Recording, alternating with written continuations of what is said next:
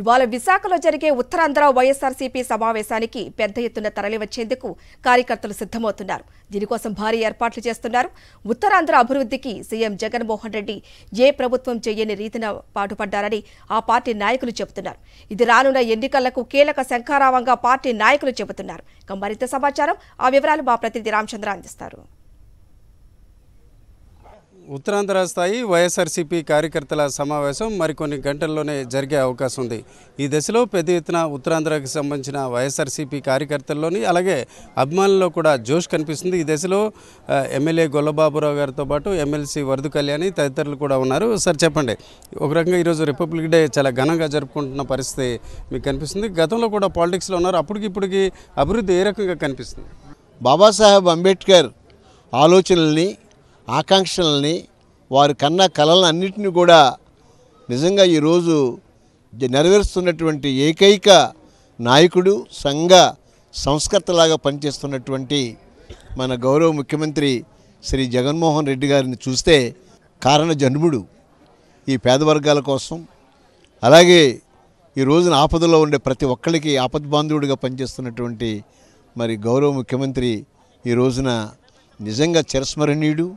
ఆ కోవలోనే నేను రాష్ట్ర ప్రజలకు అణగారిన వర్గాలకు కూడా నాలాంటి వ్యక్తిని ఈ రోజున ఆయన రాజ్యసభకు కూడా పంపించటం, ఉత్తరాంధ్ర జిల్లాలకి ఒక కానుగ్గా అలాగే అణగారిన వర్గాలకి ఒక కానుగ్గా ఇచ్చేటువంటి ప్రయత్నం చేస్తున్నారు.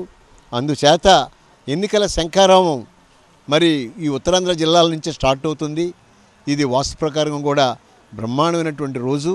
ఈ ఎలక్షన్లో మరి గౌరవ ముఖ్యమంత్రి గారిని ఒక్కసారి లబ్ధి పొందినటువంటి ప్రతి ఒక్కరూ కూడా ఒక్కసారి ఆలోచించి మరి మనకి ఎవరైతే నాయకుడు కావాలో ఆ నాయకుడిని మనం ఎన్నుకునేలాగా ప్రతి ఒక్కరూ సంసిద్ధం కావాలని ఈ సందర్భంగా ప్రతి ఒక్కరికి కూడా నేను విజ్ఞప్తి చేస్తున్నాను. విశాఖపట్నంలో 2 సముద్రాలు ఉన్నాయా అన్నట్టుగా కార్యకర్తలు తరలి వస్తూ ఉన్నారు. ఎందుకంటే ఈరోజు తీసుకుంటే జగనన్న ముఖ్యమంత్రి అయ్యాక గత 4.5 ఏళ్ళలో చేసిన అభివృద్ధి సంక్షేమము గతంలో ఏ ముఖ్యమంత్రి చేయలేదు. ఈ దేశంలో ఉన్న ఏ ముఖ్యమంత్రి కూడా ఎంత గొప్ప పరిపాలన అందించలేదు. జగనన్న కూడా కార్యకర్తలకి రానున్న ఎన్నికలకి ఏం చేయాలి, ఏ విధంగా ఈ 4.5 ఏళ్ళు ప్రజలకు మేలు చేశారు అవన్నీ చెప్పబోతున్నారు. కార్యకర్తలకు దిశానిర్దేశం చేయబోతూ ఉన్నారు. గతంలో తీసుకుంటే 2019లో ఏం చేస్తామో చెప్పి ఎన్నికలకి వెళ్ళి 151 సీట్లు తెచ్చుకున్నారు. ఇప్పుడు చాలా ధైర్యంగా ఏమి చేశామో చెప్పి ప్రజల్లోకి వెళ్ళి మళ్ళీ 175కి 175 సీట్లు తెచ్చుకోబోతూ ఉన్నారు. ఖచ్చితంగా ఇలాంటి ముఖ్యమంత్రి, ఇలాంటి ప్రజా సంక్షేమం కోసం ఆలోచించే ముఖ్యమంత్రి, పేదల పక్షపాత ముఖ్యమంత్రి మరో 30 ఏళ్ళు ఖచ్చితంగా ఈ ఆంధ్రప్రదేశ్ రాష్ట్రానికి అవసరం. కాబట్టి ప్రజలందరూ ముఖ్యంగా బీసీ, ఎస్సీ, ఎస్టీ, మైనారిటీలు, మహిళలందరూ కూడా జగనన్నకి జై కొట్టడానికి సిద్ధంగా ఉన్నారని తెలియజేసుకుంటూ సెలవు తీసుకుంటాం. ఈరోజు చూసుకుంటే విశాఖతో పాటు ఉత్తరాంధ్ర అంతా కూడా కొంత జోష్ వాతావరణం కనిపిస్తుంది.